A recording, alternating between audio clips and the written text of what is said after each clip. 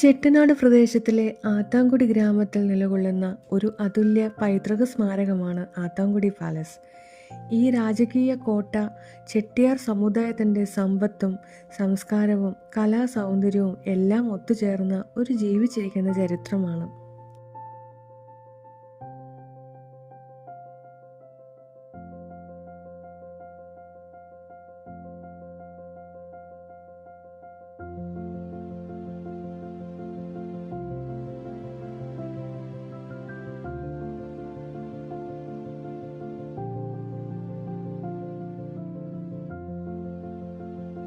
19-ാം നൂറ്റാണ്ടിൽ വിദേശ വ്യാപാരത്തിലൂടെ സമ്പത്ത് നേടിയ നാട്ടുകോട്ടൈ ചെട്ടിയാർ കുടുംബങ്ങൾ തങ്ങളുടെ സമ്പത്ത് ഉപയോഗിച്ച് നിർമ്മിച്ചതാണ് ഈ പാലസ്.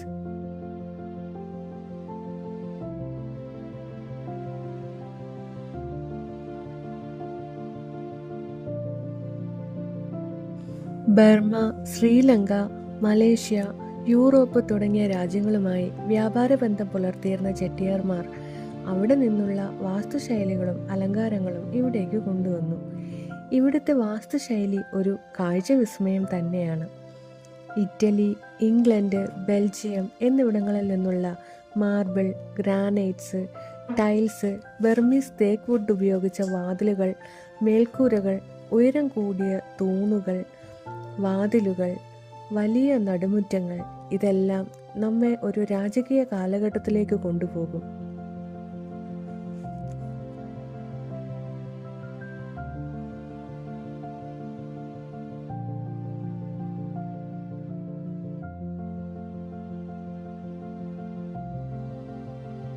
തമിഴ്, തെലുങ്ക് സിനിമാ ലോകത്തിൻ്റെ പ്രിയപ്പെട്ട ഷൂട്ടിംഗ് ലൊക്കേഷനാണ് ഇവിടം.